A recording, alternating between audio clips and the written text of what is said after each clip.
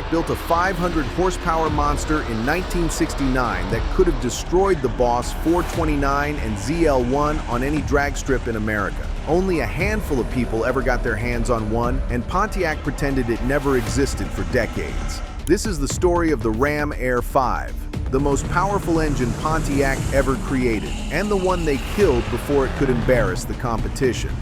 In the spring of 1969, Pontiac engineers were getting their asses handed to them.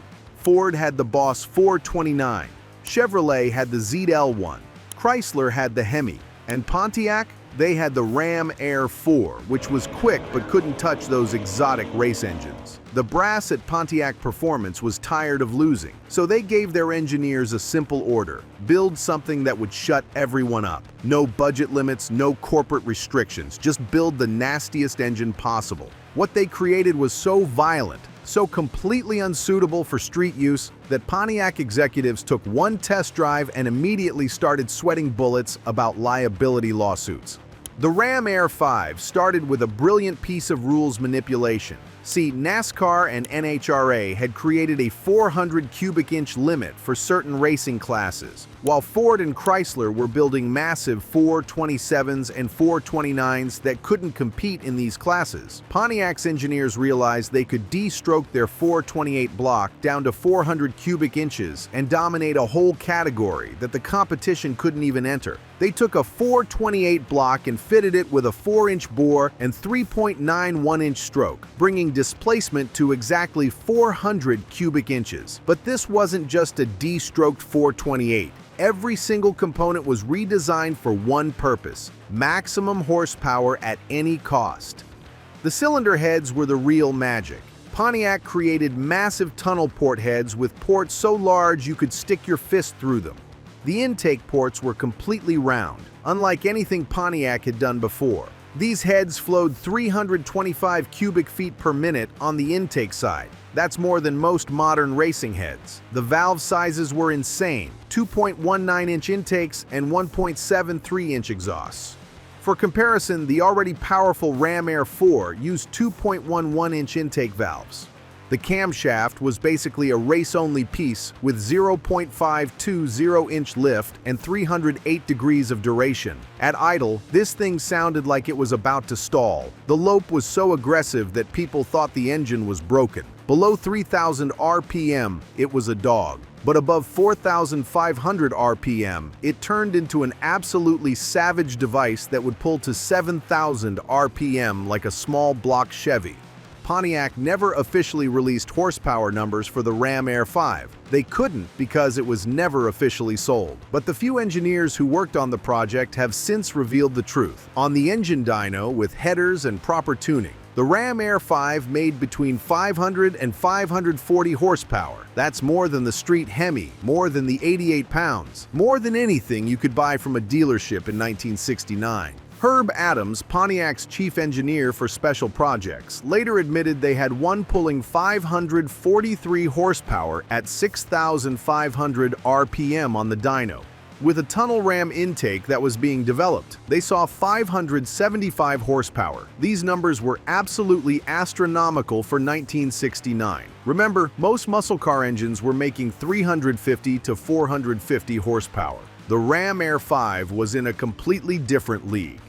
Pontiac built approximately 25 to 50 Ram Air V engines in 1969, though nobody knows the exact number because the records were deliberately obscured. Some say 25, some say 37, and one former engineer claims they built as many as 200 before shutting it down. What we do know is that most of them were destroyed, crushed, melted down, erased from existence. Why?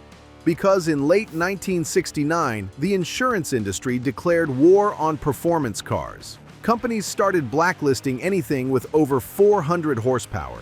GM's corporate leadership saw the writing on the wall and issued an immediate halt to all experimental performance programs. The Ram Air V was dead before it ever had a chance to live. But here's where the story gets really interesting. Before the kill order came down, a few Ram Air V engines escaped the factory. Some went to professional racers with Pontiac connections. Herb Adams personally installed one in a 1969 GTO Judge that he borrowed for evaluation. A handful of Pontiac dealers with racing programs managed to get their hands on them through back channels. The most famous Ram Air V survivor is a 1969 Trans Am that was built for a Pontiac executive. This car was supposed to be crushed, but somehow it disappeared from the factory and showed up in a private collection years later. When it was dyno tested in the 1990s, with 30 years of wear on the engine, it still made 485 horsepower. Those lucky enough to race the Ram Air V engines had an unfair advantage. At the 1969 NHRA Nationals, a Ram Air V powered Firebird showed up in Stock Eliminator and destroyed everything.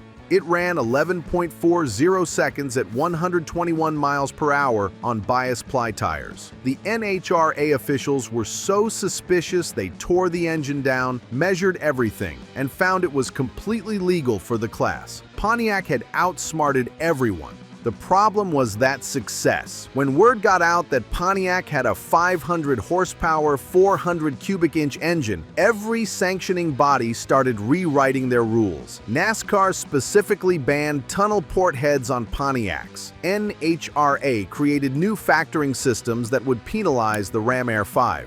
Pontiac had built an engine so good that racing organizations changed their rules to stop it. What really killed the Ram Air V wasn't the racing sanctions or even the insurance companies. It was drivability. Pontiac engineers admitted years later that the Ram Air V was absolutely miserable on the street. The tunnel port heads killed low-end torque. The radical cam made it nearly impossible to drive below 3,000 RPM. It fouled spark plugs constantly. It got about 4 miles per gallon. The clutch was so heavy that your left leg would be sore after driving it. One test driver famously said, "It's like trying to daily drive a top-fuel dragster. Everything about it hates being on the street." The Ram Air V wasn't a street engine that could race. It was a race engine that was technically street legal only because of paperwork. The development cost for the Ram Air V was astronomical. Pontiac spent an estimated $2 million, about $15 million in today's money, developing this engine. They created new casting molds, new machining processes, new assembly procedures. The tunnel port heads alone required completely new tooling that was used for nothing else. All that investment for maybe 50 engines. From a business perspective, it was insanity. But from an engineering perspective, it proved that Pontiac could build engines that matched or exceeded anything from Ford or Chrysler. The Ram Air V was Pontiac's middle finger to everyone who said they couldn't compete at the highest levels of performance. The few Ram Air V engines that survived have become the holy grail for Pontiac collectors. In 2019, a documented Ram Air V short block,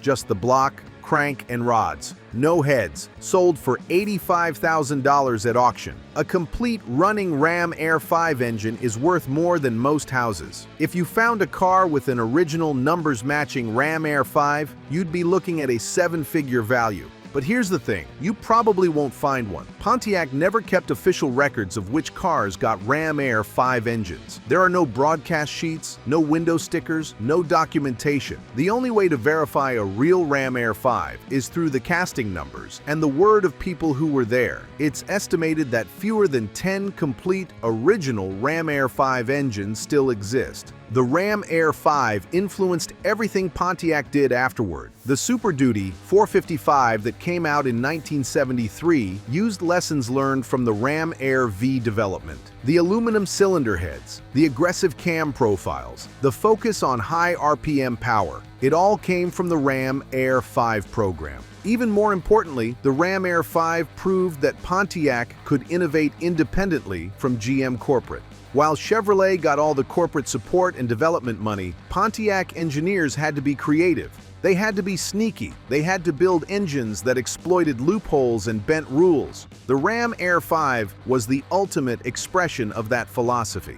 There's a persistent myth that some Ram Air V engines made it into production cars that were sold to the public. The story goes that a handful of GTOs, Firebirds, and Trans Ams were built with Ram Air Vs and sold through specific dealers to racers with connections. Pontiac has always denied this, but several collectors claim to have documentation proving their cars came from the factory with Ram Air Vs. The most credible case is a 1969 Trans Am owned by a former Pontiac engineer. He has internal memos, build sheets from the pilot assembly line, and even a letter from John DeLorean acknowledging the car's special engine. If it's real, and experts believe it is, it's the only documented Ram Air 5 car sold through a dealership. What makes the Ram Air 5 story so compelling isn't just the power numbers or the rarity, it's what it represents. The end of an era when engineers could build whatever they wanted, consequences be damned.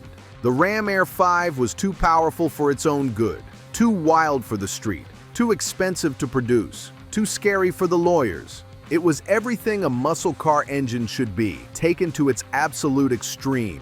No compromise, no concern for practicality, just pure, unlimited performance. The Ram Air 5 was simultaneously the greatest achievement in Pontiac performance history and the warning sign that the party was about to end. By 1970, GM had instituted a corporate ban on engines over 400 cubic inches in intermediate cars. Compression ratios were being lowered for unleaded gas. Emissions equipment was choking horsepower. The Ram Air 5 represented the last moment when an engineer could walk into work and say, "Let's build something absolutely insane," and actually get permission to do it.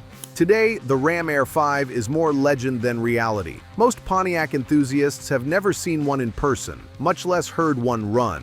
The few that still exist are hidden in private collections or museums, too valuable to risk starting. But those who were there, who heard a Ram Air 5 at full throttle, say it was unlike anything else Pontiac ever built. One former Pontiac test driver described it perfectly. The Ram Air 4 sounded angry. The Ram Air 5 sounded like it wanted to kill you. At 6,500 RPM, it was making noises that didn't seem possible from a Pontiac. It was mechanical violence. That's the truth about Pontiac's Ram Air 5. It wasn't banned, it was abandoned. Too wild for the world it was born into, too powerful for its own good, too rare to be remembered as anything but a myth. But for a brief moment in 1969, Pontiac built the most powerful engine they'd ever created, proved they could compete with anyone, and then walked away from it all. The Ram Air 5 remains the ultimate what if in Pontiac history. What if it had made it to production? What if the insurance crisis hadn't happened? What if Pontiac had been allowed to develop it further? We'll never know. But those 50 or so engines that escaped the crusher serve as proof that once upon a time, Pontiac engineers were absolutely certifiably insane, and we loved them for it.